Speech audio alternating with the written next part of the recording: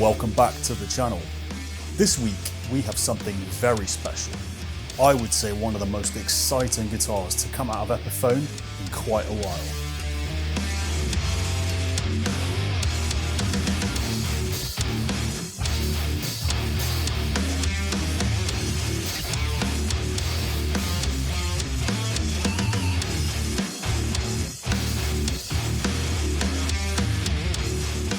Here in my greasy mitts, I have an Epiphone Extura 2021 model, finished in an absolutely stunning shade called Purple Tiger Aged Gloss.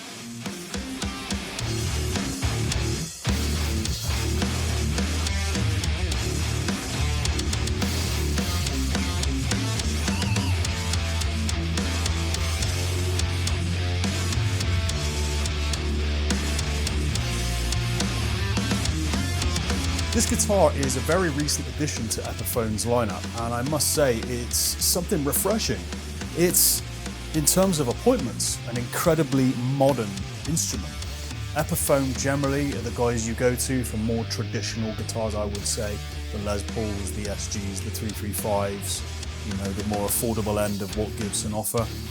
Now, this is an all-new shape for Epiphone, and the appointments on it are bang up to date.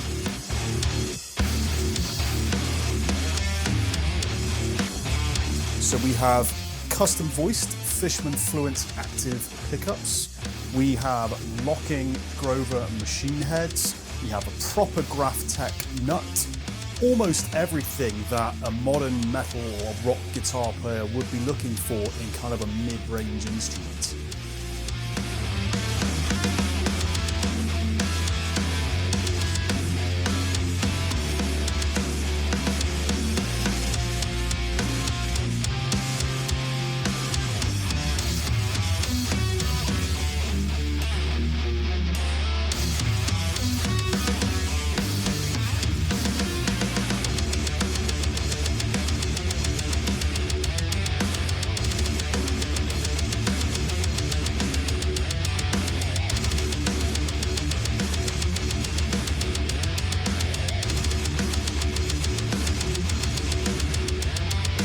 For those who don't know, this model, the Extura, is actually a combination of two shapes that Epiphone have done. It's a traditional Explorer combined with some of the features of a guitar called the Futura. It was effectively an Explorer but with a massive cutaway around the neck for better access.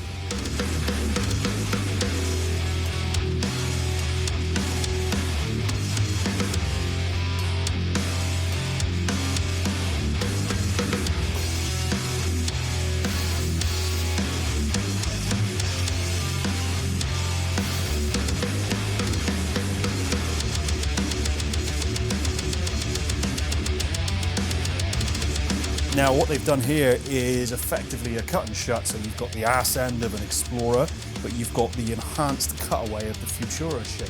So it's kind of the best of both worlds.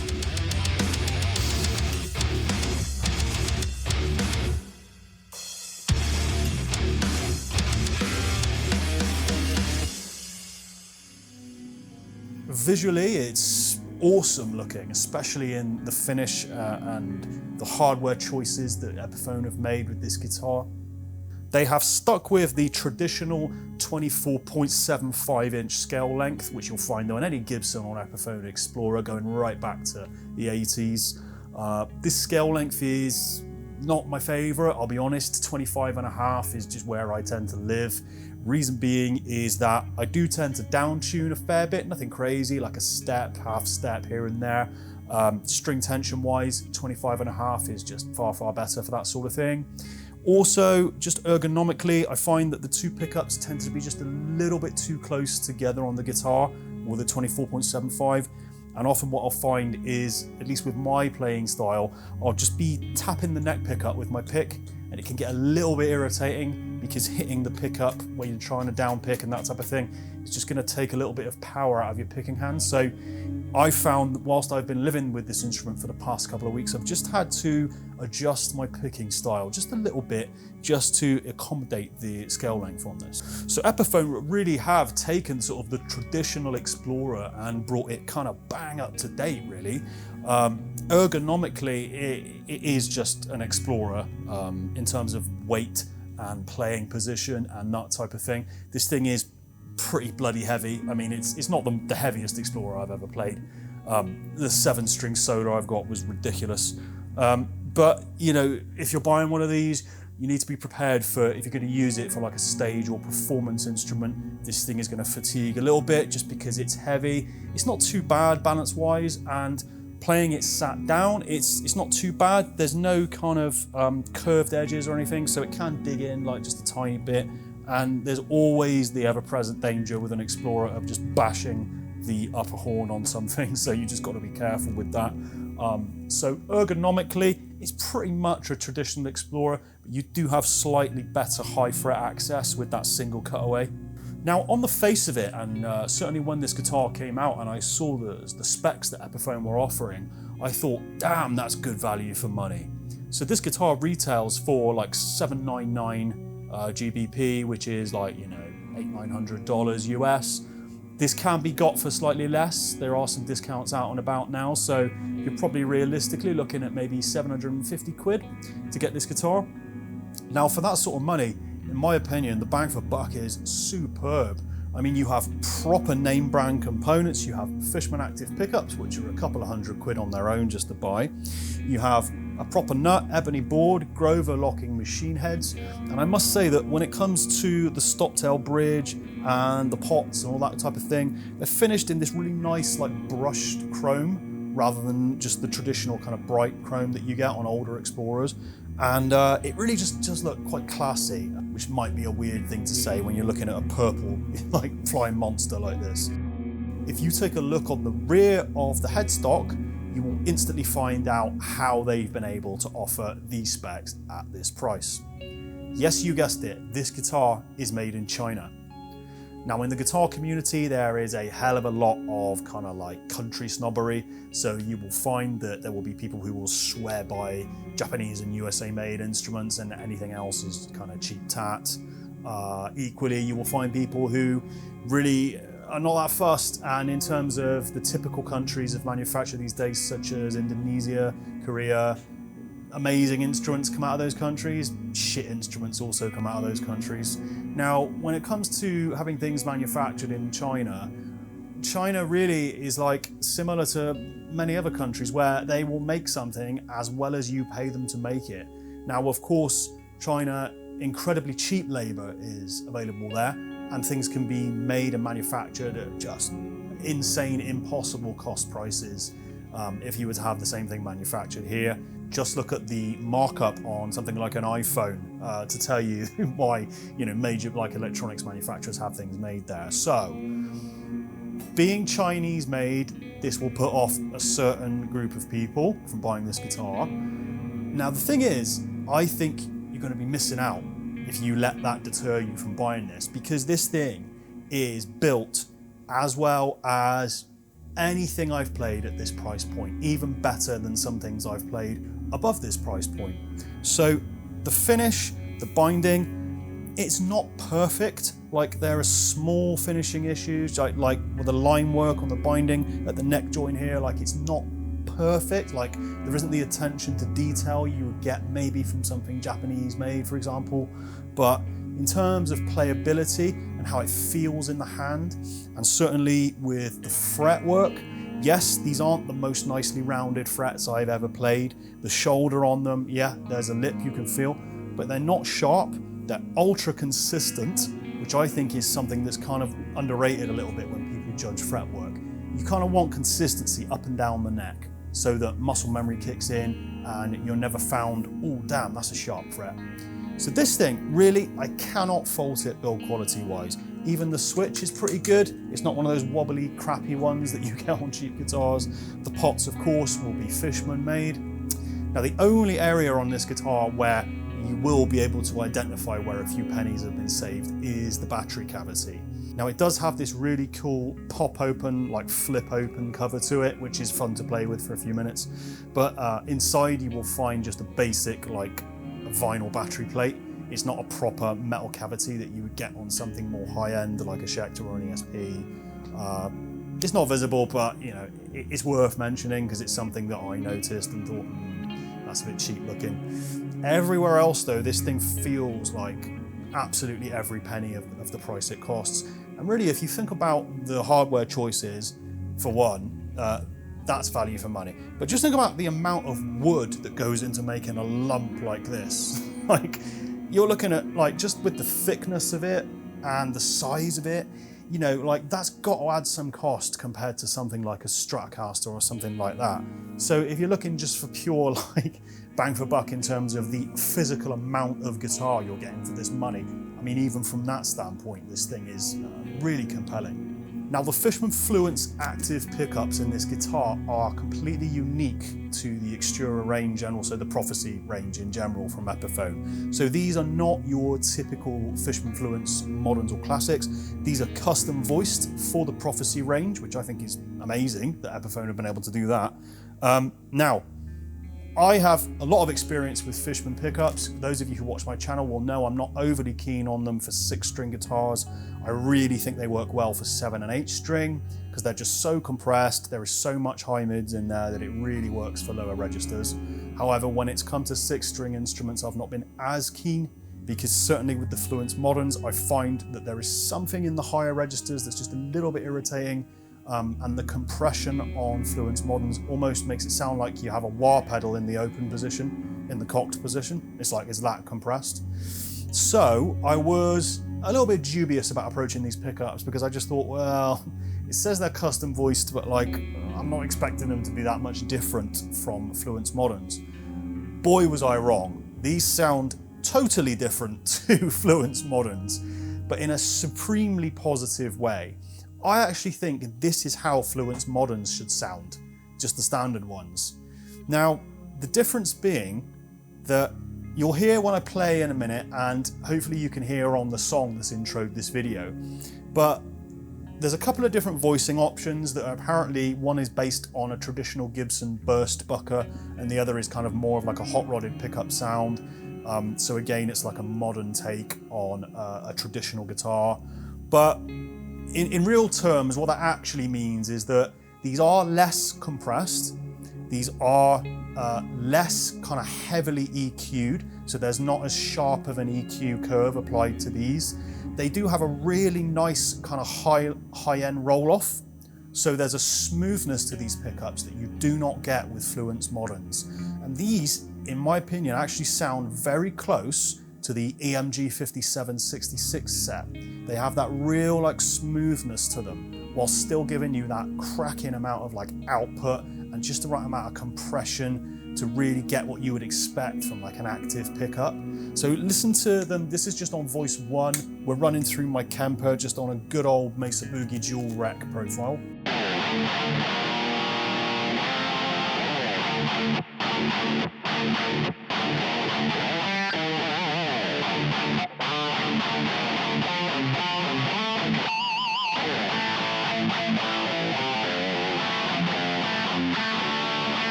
Let's go to voice 2.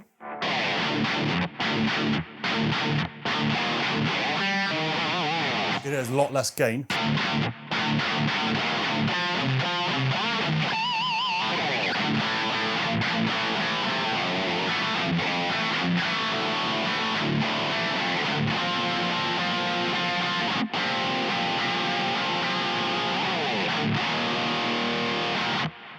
Let's go back to voice 1. I found that voice 1 has actually been my favorite whilst I've been playing with this guitar, which is the opposite of how I feel about Fluence moderns. On regular Fluence moderns, I actually much prefer voice 2, so that's interesting.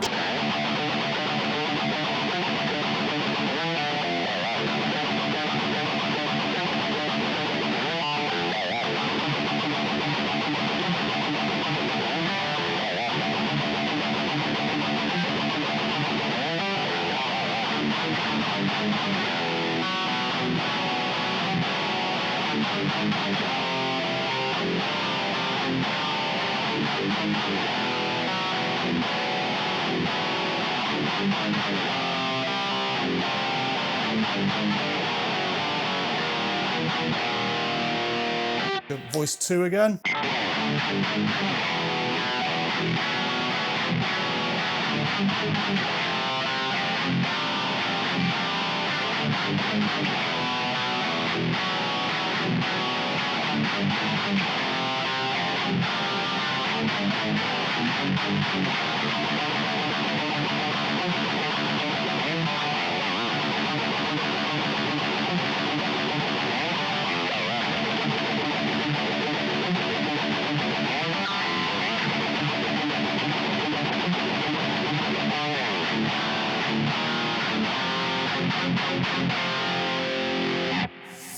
Yeah, I mean, like these just sound way more pleasing to the ear, like naturally, than the Fluence Modern. So I might be upsetting a few people at Fishman there, but please, Fishman, release these on their own, because I will absolutely buy a set for my 6-string guitars. They sound fantastic. Now, being Fishman's, as you would expect, the clean tones are absolutely sensational. So clean, you could eat your dinner off them. So this is voice 1 on the neck.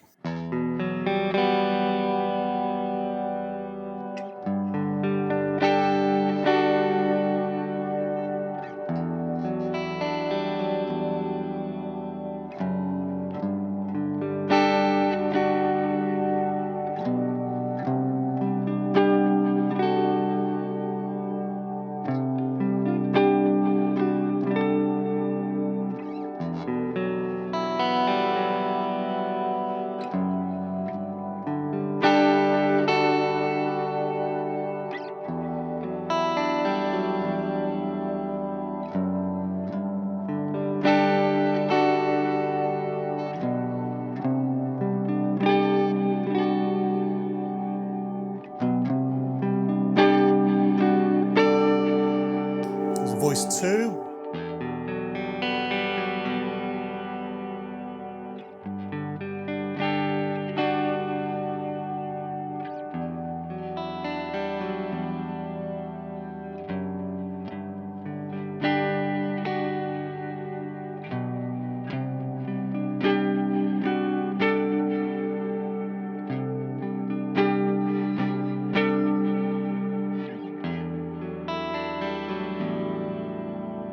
See, voice 1 is, you know, like...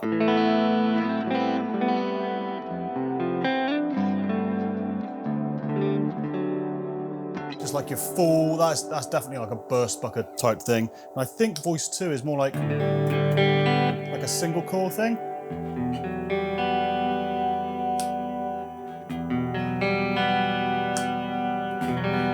So you have like a different humbucker voice in there, I think.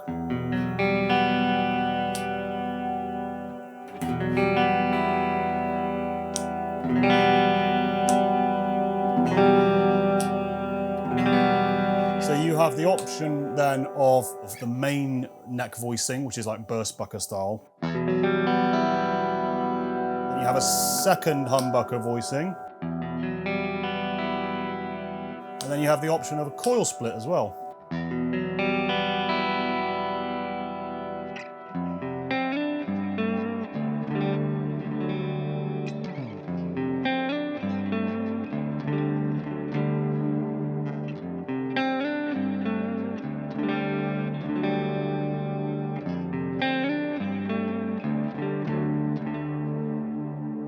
So really, just like the world's your oyster really when it comes to clean tones on this thing. You have so many options.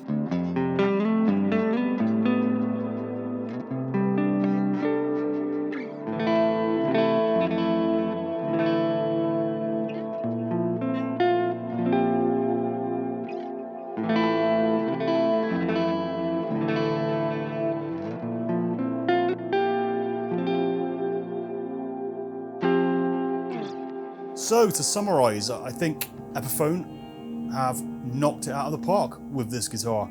I really don't have anything negative to say apart from the cheapo battery cavity.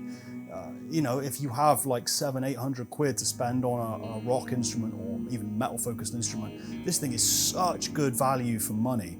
Not just in terms of the spec and the build you're getting, but in terms of just what you can do with it with all the different voicing and splitting options on these pickups. That's the end of this roundup on the Epiphone Extura. Thank you so much for watching. If you did enjoy this video, think about chucking me a subscribe because it helps me and it encourages me to make more content for you. Take care of yourselves. I'll see you next time.